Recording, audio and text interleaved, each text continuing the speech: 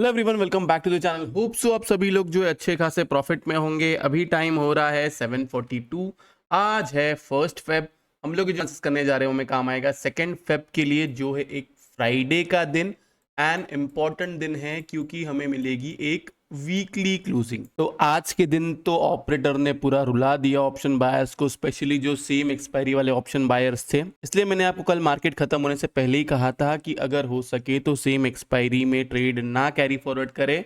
अगर आप हेज भी कैरी फॉरवर्ड कर रहे हैं, नेक्स्ट एक्सपायरी में भी कैरी फॉरवर्ड ना करें। तो वीडियो को आगे बढ़ाने से पहले जो हम लोग हमेशा करते हैं, आप लोग प्लीज वीडियो को जो है लाइक करें, कमेंट सेक्शन में कमेंट जरूर करें। अगर आपको समझ नहीं आ रहा है कि कमेंट क्या करना है तो आप एक हार्ट ड्रॉप कर सकते हैं। देखो, आज का टॉपिक वीडियो आगे बढ़ाने से पहले इंपॉर्टेंट है। कल मुझे एक्चुअल में हमारे एक मेंबर है, उनका मैसेज आया कि सर आप इतना पेशेंस कैसे रखते हो इन्वेस्टिंग में। देखो, मैंने बहुत बार समझाया हुआ है ये चीज़। आप ट्रेडिंग कितना भी कर लो, कुछ भी कर लो, जो चीज़ आपको मार्केट में सस्टेन करके रखेगी वो है आपका इन्वेस्टमेंट और जो आप स्विंग ट्रेडिंग करते हो। बहुत लोग इसको प्रमोट नहीं करते हैं, स्पेशली इन्वेस्टिंग को तो लोग प्रमोट नहीं करते हैं। एज यूट्यूब पे व्यूज उतने नहीं आते हैं।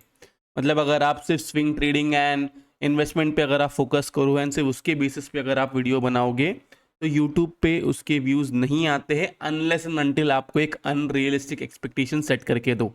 मतलब आप ऐसा बोल दो कि आप ये स्टॉक खरीद लो, ये 4 महीने में डबल हो जाएगा, एक्सेट्रा एक्सेट्रा एक्सेट्रा। जो बहुत रेयर सिनेरियो होते हैं डबल, बहुत सारे मैंने स्टॉक्स दिए हुए हैं वो भी डबल हुए हैं। लेकिन जब तक आप ऐसे वीडियो नहीं बनाओगे और आप अगर ये कहोगे कि आपको 20% 40% जो है मार्केट से रिटर्न मिल सकता है अगर आप सही स्टॉक में इन्वेस्टमेंट करें एंड सही टाइम पे करें। अब सही टाइम कब आएगा? तो सही टाइम ना मार्केट में कभी नहीं आएगा।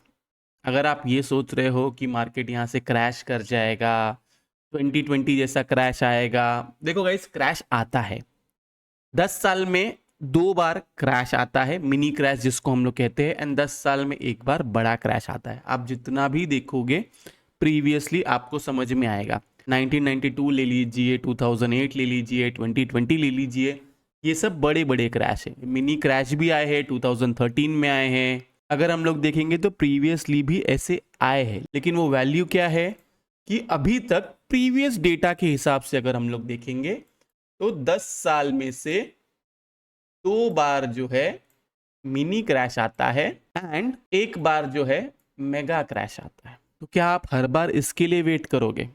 आप ऐसा वेट नहीं कर सकते हो। देखो, मैं आपको बताता हूँ आप इन्वेस्टमेंट कैसे कर सकते हो। आप लोग मेरा ग्रुप ज्वाइन करो या मत करो, लेकिन फोकस आप इन्वेस्टमेंट पे करो। ये मैं आपको सिर्फ एजुकेट करना चाहता हूँ कि आप जितना इन्वेस्टमेंट करोगे, जितना स्विंग ट्रेडिंग और ये सब चीज़ों पे फोकस करोगे, आप मार्केट में टिके हुए रहोगे।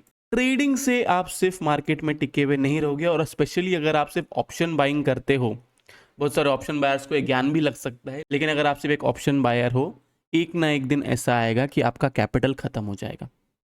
क्योंकि आप हर बार सही नहीं हो सकते, आप कितने भी अच्छे एनालिस्ट हो। कोई भी बड़ा एनालिस्ट जिसने आज तक 1-1 करोड़ का भी स्क्रीनशॉट जिसने डाला हुआ है, चाहे वो एडिट करके डाला हो या ओरिजिनल हो, वो ऑप्शन बाइंग से टिक नहीं सकता मार्केट में। मैं लिख के देने को तैयार हूँ ये चीज़। लोग बोल बच्चन बहुत देते हैं मार्केट में, बहुत कुछ कहते हैं मार्केट में। ऑप्शन बाइंग से आप मार्केट में सस्टेन नहीं कर सकते हैं। ये आप लिख लो, टैटू बना लो, दीवार पे पेंट करवा लो, आपके भले के लिए कह रहा हूँ। सेकेंड चीज़ पे आते हैं, ऑप्शन सेलिंग विथ हेज या फ्यूचर्स विथ हेज हम लेते हैं। मैंने ये बहुत सारे वीडियोस में रिपीट कहा हुआ है, आपको ट्रेडिंग के लिए कैपिटल मिनिमम से मिनिमम 1 लाख चाहिए ही चाहिए। 10,000 से, 20,000 से, 50,000 से ट्रेडिंग नहीं हो सकती है। जब आप 1 लाख से ट्रेडिंग करते हो तो उसमें से, समझो एग्जाम्पल दे रहा हूं मैं आपको, आपका कैपिटल है 1 लाख ट्रेडिंग के लिए, इसमें इन्वेस्टमेंट नहीं आता है या स्विंग ट्रेडिंग नहीं आती है। इसमें से आप 20 के जो है वो ऑप्शन बाइंग के रखोगे, जो एंड में होगा कि पहले आएगा ऑप्शन सेलिंग विथ हेज, जिसके लिए आप 40 के रखोगे, एंड फ्यूचर्स विथ हेज, जिसके लिए आप 40 के रखोगे। बस इतना आपको ध्यान देना है। देन अगर ये सब से आपको ऐसा लग रहा है कि अच्छे रिटर्न्स मिल रहे हैं, अच्छा प्रॉफिट हो रहा है, तब आप ऑप्शन बाइंग पे जंप मारोगे। देखो गाइज, मैं अगर सिर्फ ऑप्शन बाइंग के लिए अगर वीडियो बनाऊंगा ना, इतने व्यूज आएंगे जैसे बाकी लोग करते हैं। ऑप्शन बाइंग के लिए वीडियो बनाओ, लोगों को कहो इस लेवल के ऊपर बाय, इस लेवल के नीचे सेल, एंड फिर व्यूज ही व्यूज है। पैसा ही पैसा होगा। फिर मुझे ये चीज देखने की जरूरत नहीं है कि मैं सही हो रहा हूँ कि गलत हो रहा हूँ। मैं मेरे पर्सनल ट्रेडिंग में फिर कुछ भी करूँ, लेकिन यूट्यूब पे मैं सबको दिखूंगा कि मैं प्रॉफिटेबल हूँ, मैं हमेशा सही हो रहा हूँ। नीचे तो इसने सेल कहा था, और क्या हो सकता है, 10 में से एक दिन ऐसा आ सकता है कि कोई मतलब कोई लेवल मैंने दिया हुआ है, उस लेवल के नीचे जाता है एंड फिर से ऊपर की तरफ जाता है, तो मैं कह दूंगा अरे हाँ यहाँ पे स्टॉप लॉस हिट हो गया। या फिर कोई लेवल मैंने ऊपर का दिया हुआ है, उसके ऊपर जाता है फिर नीचे की तरफ आता है, हाँ यहाँ पे स्टॉप लॉस हिट हो गया। आसान है ये चीज करना, आसान चीज नहीं करनी है। हमें हमें फोकस रखना है कि हम ज्यादा से ज्यादा सीख कहाँ से सकते हैं। आप भी जब ट्रेडिंग करो, आप भी जब इन्वेस्टिंग करो, तब आप सीखने पे ज्यादा फोकस करें। अब हम आते हैं इन्वेस्टिंग पे कि पेशेंस कैसे रखते हैं। सबसे पहले अगर आप एक इन्वेस्टर हो तो आप जो भी स्टॉक लो, ध्यान से सुने, आप जो भी स्टॉक लो उसको आप 2 साल के लिए देखोगे नहीं। अगर आप एक स्विंग ट्रेडर हो तो आपका व्यू होना चाहिए 1 मंथ से लेके 6 मंथ्स के बीच का। सही टाइम क्या होगा इन्वेस्टमेंट का? सही टाइम कुछ नहीं है, जब भी आप इन्वेस्टमेंट करो वो सही टाइम है। ये बहुत डीप बात है, जो जितने जल्दी समझ जाएगा वो उतना अच्छा है। इन्वेस्टमेंट का कोई सही टाइम नहीं होता। बहुत बार ऐसा हुआ है कि मैंने बॉटम पकड़ा हुआ है, टॉप पकड़ा हुआ है मार्केट का, लेकिन वो सही टाइम ऐसा जरूरी नहीं है कि हर बार आएगा। बहुत बार ऐसा हुआ है कि टॉप पकड़ने गया हूँ और मार्केट और रैली कर गया है। बहुत बार ऐसा हुआ है कि बॉटम पकड़ने गया हूँ एंड मार्केट और नीचे की तरफ गिरा है। तो जब भी आप अपना इन्वेस्टमेंट जर्नी स्टार्ट करोगे वो आपके लिए सही टाइम है। अब समझो कि आपके पास कैपिटल है, आपके पास कैपिटल समझ लीजिए 2 लाख का कैपिटल है एंड आपको इन्वेस्टमेंट करना है या फिर मंथली बेसिस पे इन्वेस्टमेंट करना है। अगर आप मंथली बेसिस पे करते हो, एसआईपी करना है, तो मैं कहूंगा कि आपको ज्यादा फोकस अपना रखे बीज में इन्वेस्ट करना। अगर आप एसआईपी करते हो तो ओके, सिर्फ एसआईपी करते हो एंड आपका कैपिटल समझो 5,000 10,000, ये आप एसआईपी का सोच रहे हैं, 1,000 रुपये आप सोच रहे हैं एसआईपी का, तो आप सिर्फ बीज में इन्वेस्ट करोगे। कौन सा बीज है? निफ्टी बीज है, बैंक बीज है, आईटी बीज है, फार्मा बीज है, इंफ्रा बीज है, पीएसयू बैंक बीज है, इसमें आप इन्वेस्टमेंट करिए। दूसरी बात, अगर आपका कैपिटल ज्यादा है एंड आप थोड़ा थोड़ा करके इन्वेस्टमेंट करना चाहते हो, मतलब मार्केट के अंदर एंटर करना चाहते हो, समझो आपका कैपिटल है 2 लाख रुपए का, तो आप क्या करोगे, उसमें से 1.5 लाख जो है इन्वेस्टमेंट करोगे अच्छे स्टॉक्स में, जो भी प्राइस पे आपको मिलता है। ये मत देखो कि क्या प्राइस चल रहा है, जो भी प्राइस पे आपको मिलता है 1.5 लाख रुपीज इन्वेस्ट करो या 1.75 इन्वेस्ट करो। बाकी के 50 के या 25 के जो भी आप रखो, या 1 लाख अगर आप रखते हो, उसको रखो कि जब भी मार्केट करेक्ट करे तब आप एक लेवल निकालोगे कोई भी स्टॉक में एंड उसके अंदर तभी एडअप करोगे। बाइफरकेशन कैसा रखना है आपको? जब आप इन्वेस्टिंग भी करते हो और अगर आप बाइफरकेशन रख रहे हो तो मिनिमम से मिनिमम 3 से 4 स्टॉक तो रखें, और हो सके तो अगर आप ज़्यादा भी स्टॉक रख रहे हो तो 8 स्टॉक से ज़्यादा ना रखें, अगर आप खुद से कर रहे हो तो। And most important, same sector के स्टॉक्स नहीं लेना है, और अपना व्यू इन्वेस्टिंग के लिए 2-3 साल मिनिमम पकड़ के रखना है। बीच में रिटर्न्स आता है तो अच्छी बात है, देन उसके बाद में 20% 30% रिटर्न्स आता है। कोई भी स्टॉक के अंदर ऐसा हो गया कि कोई स्टॉक आपने ले लिया, अच्छा खासा भाग गया, जैसे कि हमने 1850 पे बहुत सारे स्टॉक लिए थे, कुछ स्टॉक डबल है, कुछ स्टॉक जो है ऊपर की तरफ है। अभी तक किसी में प्रॉफिट बुकिंग नहीं किया हुआ है, लेकिन अभी एक ऐसा टाइम आएगा जब जिसमें मैं प्रॉफिट बुकिंग करना चालू करूंगा। तो मैं क्या पूरा प्रॉफिट बुकिंग करूंगा? नहीं, किसी में करूंगा 20%, किसी में करूंगा 50%, डिपेंड करता है किसने कितना रिटर्न दिया है एंड मोस्ट इंपॉर्टेंट किसका पोटेंशियल कितना दिख रहा है मार्केट में, तब जाके मैं उसके अंदर प्रॉफिट बुकिंग करूंगा। जैसे कि टाटा मोटर्स मैंने 400 पे भी दिया था, मैंने 650 में भी दिया था दिवाली पिक में, जो आज के दिन 900 टच हो गया, जो मैंने कहा था कि 900 आएगा, लेकिन मेरा व्यू ये है कि वो 1000 पे मैं उसको बुक करूंगा। अब क्या ऐसा हो सकता है कि टाटा मोटर्स यहाँ से फिर से 650 या फिर 500 के इधर आ जाए? पॉसिबिलिटी है। अगर वहां पे फिर से आएगा तो मैं और अडप्ट करूंगा, क्योंकि मेरा व्यू मार्केट को लेके बड़ा है, मेरा व्यू उस स्टॉक को लेके बड़ा है। मैंने इन्वेस्टमेंट 6 महीने के लिए नहीं किया हुआ है, और अगर मैंने उसको 400 से पकड़ के रखा हुआ है, करने के लिए मैं यहाँ पे 50% बुक कर सकता हूँ, मतलब मैंने जो कैपिटल इन्वेस्ट किया है वो ऑटोमेटिकली मुझे आ जाएगा। लेकिन अभी के लिए मुझे नहीं करना है, क्योंकि मुझे उसमें पोटेंशियल दिख रहा है, एज मैं 2024 को बुलिश देख रहा हूँ। अब ये 2024 बुलिशनेस जो है ये सिर्फ इलेक्शन तक ही रहेगा या इलेक्शन के बाद भी रहेगा, ये मैं तभी बता पाऊंगा। डिपेंड करता है कि इलेक्शन से पहले मार्केट बिहेव कैसा करता है। जैसा अभी बजट के पहले निफ्टी जब नीचे की तरफ गिरा तब मैंने आपको डिप बाय करवाया। अगर ये वैसा ही बिहेव करता है कि इलेक्शन के पहले भी ये लोग नीचे ही रखते हैं, देन इसका मतलब ये है कि इलेक्शन के बाद अच्छी रैली आएगी। और अगर इलेक्शन से पहले ही अच्छी रैली आ गई तो इसका ये मतलब है कि रिजल्ट आने तक मार्केट को ऊपर की तरफ रखा जाएगा। देन उसके बाद में हम सोचेंगे कि वहाँ पे प्रॉफिट बुकिंग करना है कि नहीं करना है। क्लियर है इतनी मेरी बात? बस इतना ही है, सिर्फ अपने अंदर पेशेंस रखिए, बाकी और कुछ नहीं। बाकी मार्केट आपको बहुत देगा, मैंने बहुत बार समझाया हुआ। प्रॉब्लम ये है आजकल के लोगों में क्विक मनी कमाने का इतना अलग से पागलपन चढ़ा हुआ है कि वो लोग जो आ रहा है ना उसको या तो जल्दी बुक कर लेते हैं, नहीं तो लॉस बुक कर लेते हैं। पेशेंटली होल्ड करोगे एज एन इन्वेस्टर अच्छा कमा पाओगे मार्केट में, अच्छा सस्टेन कर पाओगे। कोई भी स्टॉक में 10% 20% अगर आता भी है, अगर अच्छा फंडामेंटली स्टॉक लिया हुआ है, 10% 20% नीचे की तरफ गिरता भी है, कर लो थोड़ा बहुत एडअप। सिर्फ इतना ध्यान देना है कि फंडामेंटली स्टॉक अच्छा होना चाहिए। फिर वो न्यूज़ की वजह से नीचे गिरे आज, नहीं तो कल वो फिर से ऊपर की तरफ जाएगा। नहीं तो ऐसा अगर लॉस बुक करोगे, ऐसा अगर प्रॉफिट बुक करते जाओगे क्विक तो मार्केट में कुछ नहीं मिलेगा। इन दी एंड आप फिर वो जीरो रिटर्न पे रहोगे।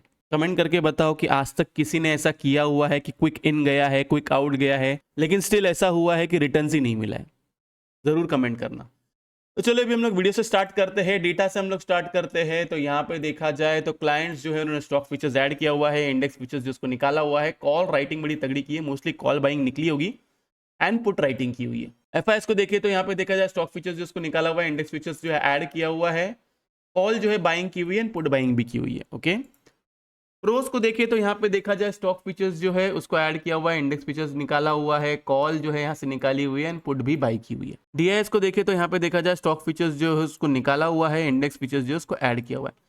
मोस्टली लगता है कि मंथ एंड के लिए जो है पोजीशन बनी हुई है। नेक्स्ट क्वेश्चन पे जाने से पहले मैं आपको कहूंगा कि वीडियो को जो है लाइक कीजिए, नीचे कमेंट सेक्शन में कमेंट करके जरूर बताइए कि आपको वीडियो जो है कैसा लगा। अगर आप चैनल पे नए हैं तो चैनल को सब्सक्राइब जरूर कीजिए। उसके साथ साथ अगर आपको लाइव मार्केट में कॉल्स चाहिए, Nifty, bank Nifty and stocks में positionally option selling with hedge, futures with hedge, ये ऑप्शन बाइंग है, तो आप जो है मेंबरशिप ज्वाइन कर सकते हैं। लिंक आपको डिस्क्रिप्शन में मिलेगा और एल्स कमेंट सेक्शन में मिलेगा। नेट पोजीशन को देखें तो यहाँ पे देखा जाए तो क्लाइंट्स जो है यहाँ से अपनी बुलिश पोजीशंस कम कर चुके हैं। एफआईएस को देखें तो बेरिश पोजीशंस कम कर चुके हैं। प्रोस को देखें तो यहाँ पे देखा जाए इनकी अभी भी बुलिश पोजीशंस है। ये वाले बॉक्स को अभी भी मैं न्यूट्रल टू बियरिश ही रखता हूँ, एज एफआईएस के 80,000 पोजीशंस अभी भी है। लेकिन एक चीज जो अपडेट मैं आपको कहना चाहता हूँ, 21,750 की मैंने बात किया था, अगर कल का वीडियो किसी ने नहीं देखा है तो जाके देख ले। तो जो 750 का जो पोजीशंस थे उसमें से कुछ आज कम हुए हैं। अब देखते हैं कल के दिन वो बिल्डअप होता है और कम होते हैं, ये हमें कल के दिन पता चलेगा। क्लाइंट्स को देखें तो यहाँ पे देखा जाए यहाँ पे इनकी कॉल बाइंग कम हुई है, यहाँ पे एफआईएस की कॉल राइटिंग कम हुई है। प्रोस को देखें तो यहाँ पे देखा जाए इनकी कॉल राइटिंग यहाँ से बढ़ चुकी है। ये वाला बॉक्स अगर मैं देखूँ तो ये वाला बॉक्स बियरिश है।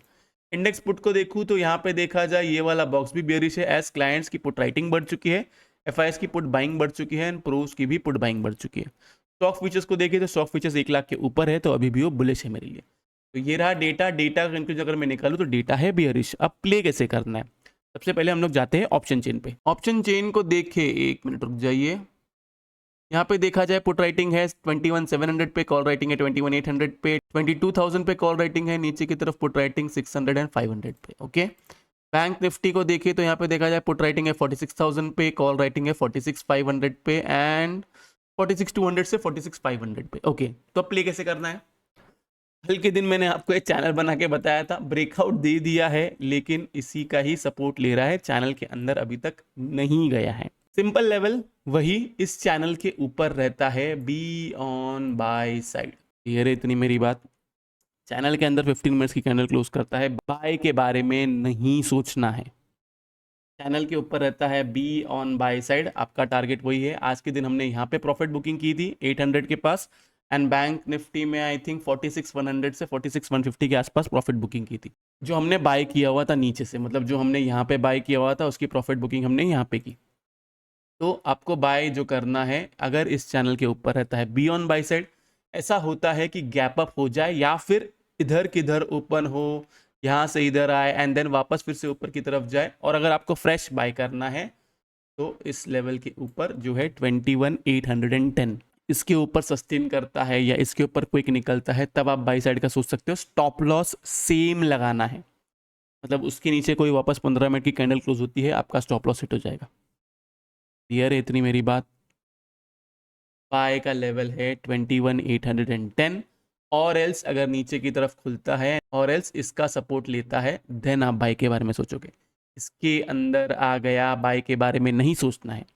ऐसा हो गया, इसके अंदर आ गया, फिर ऊपर की तरफ ब्रेकआउट दिया, यस फिर से बाय करना है। अब वो एक बार हो, 2 बार हो, 3 बार हो, यही स्ट्रैटेजी आपको अपनानी है। नीचे की तरफ सेल करने के लिए, देखो सेल करने के लिए मैं आपको लेवल देने के लिए ना ये वाला भी दे सकता हूँ, लेकिन मैं ना कंफर्टेबल, पहली बात तो सेल साइड में हूँ नहीं, आप सब लोग को पता है कि मैं डिप को जो है बाय करने में ज़्यादा बिलीव करता हूँ। स्टिल किसी को अगर सेल करना है तो 21,650 के नीचे सेल कर सकता है। टारगेट उसका निकल के आता है 21,570, 21,570 के नीचे जाता है, आपका टारगेट है 21,500 एंड ये वाला लो। बस मैं क्या करूँगा, मेरी स्ट्रैटेजी क्या है, या तो इसके ऊपर जाएगा तो इधर बाय करूँगा, या तो इधर अगर मौका देता है मार्केट तब इधर बाय करूँगा, और एल्स अगर मुझे इस वाले जोन में फिर से मिलता है तब छोटे से स्टॉप लॉस के साथ में बाय करूँगा। यही 3 जगह है। गैप अप हो गया तो फिर लॉजिक वही, इसके ऊपर जाएगा तब, नहीं तो नहीं। नीचे आता है, इस जोन के पास आएगा, जोन नीचे की तरफ है, 470 से 400 के आसपास है, इधर आएगा तब बाय करना है। क्लियर है? स्टॉप लॉस लगाना है 21,400 बिलो 15 मिनट्स कैंडल क्लोज। ये रही निफ्टी की बात। अब हम आते हैं बैंक निफ्टी पे। बैंक निफ्टी ने सेम आज अच्छा खासा इसने अप मूव दिया। मुझे निफ्टी से भी उम्मीद थी कि वो आज अच्छा खासा मूव देगा, मतलब जब वो 700 के पास आ गया था, 650 के आसपास, 650 नहीं 660 या 670 के आसपास कहाँ पे तो आया था, जहाँ पे मैंने आपको डिप बाय करने कहा था, वहाँ से भी उसने अच्छा अप मूव दिया, 750 तक आया, लेकिन मुझे लगा था कि वो भी 800 850 तक जाएगा। लेकिन क्या है, एक्सपायरी थी यानी इनको प्रीमियम खाना था, इसलिए इन्होंने मार्केट को एक रेंज में रखा। देखो लास्ट टाइम हमारी क्या बात हुई थी कि इसने इसका जो है ब्रेकआउट दिया एंड ये जो है इसका टारगेट निकलता है। ओके, जो मैंने आपको ये वाली कैंडल का बताया था कि ये वाली कैंडल पे सेलर्स है, गैप अप करके अच्छी सेलिंग आई है, तो इधर से ऊपर जाना थोड़ा सा मुश्किल है। अगर इसके ऊपर जाता है तो अच्छा खासा आपको ट्रेड मिल सकता है। यूट्यूबर्स जो है अभी इसको भी कॉपी करने लग गए हैं। स्टिल लॉजिक वही है, सेलर्स इधर हावी है, अगर इसके ऊपर जाता है तो बायर्स हावी हो जाएंगे। प्ले करने का तरीका, जो आज के दिन एंड में लेवल दिया था 46,200, आप ना काम करो 46,200, इसके ऊपर रहता है बी ऑन बाय साइड। आपका टारगेट निकल के आता है 46,500 से 600, एंड अगर उसके ऊपर भी सस्टेन होता है तो 47,000 से लेके 47,150। बस ये 2 टारगेट है आपका। बाय कब करना है, 46,200 के ऊपर बाय करना। सेल करने का लेवल आज का जो लो है, इस लो के नीचे जाता है तब आप सेल कर सकते हो 45,660। इसके नीचे आप सेल कीजिए, आपका टारगेट निकल के आता है 45,500 एंड अगर उसके नीचे सस्टेन करता है तो 45,200। बस मेरा प्ले करने का तरीका क्या है, 46,200 के ऊपर जाएगा तब मैं बाय करूंगा, और एल्स अगर मुझे ये इस जोन में मिलता है वापस, जो निकलता है 45,500 से लेके 45,200, यहाँ पे मैं बाय अटेम्प्ट करूंगा, स्टॉप लॉस लगाऊंगा 45,200 बिलो 15 मिनट्स कैंडल क्लोज का। बस यही 2 तरीका है मेरा बाय करने का। निफ्टी में भी मैंने आपको बता दिया 3 तरीका क्या है बाय करने का। अगर आपको सेल करना है तो जो लेवल दिया है उसके नीचे आप बिंदास सेल कर सकते हो। मैं सेल्स करने में इंटरेस्टेड नहीं हूँ, स्पेशली आज पोर्टफोलियो बहुत ही हरा भरा हो चुका है, अच्छा खासा ग्रीन हो चुका है। जो इतने टाइम से मेहनत करके पोर्टफोलियो बना रहा था, हर डिप को बाय कर रहा था, वो आज मेहनत जो है रंग लाई है, और वो मेहनत अच्छी डार्क ग्रीन है। आपको भी यही चीज़ कहूँगा, मार्केट गिरता है, गिरने दो, स्टॉक्स में इन्वेस्टमेंट करो, फोकस करें इन्वेस्टमेंट करने पे। जितना आप इन्वेस्टमेंट करोगे उतना आपका लॉन्ग टर्म ग्रोथ अच्छा होगा मार्केट में। ट्रेडिंग करोगे, आज प्रॉफिट कल लॉस, आज प्रॉफिट कल लॉस, फिर लॉस, फिर लॉस, फिर लॉस, एंड उसके अंदर कैपिटल खत्म। तो ये रहा निफ्टी बैंक निफ्टी का chart analysis plus data analysis. खूब सा आप लोगों को वीडियो से बहुत कुछ सीखने मिला होगा। अगर आप लोगों को वीडियो अच्छा लगा तो प्लीज वीडियो को जो लाइक कीजिए, नीचे कमेंट सेक्शन में कमेंट करके जरूर बताइए कि आपको वीडियो जो कैसा लगा। अगर आप चैनल पे नए हैं तो चैनल को सब्सक्राइब जरूर कीजिए। तो इस वाले वीडियो के लिए मैं सिर्फ इतना रखता हूँ। बाय बाय, टेक केयर, अपना ख्याल रखिए।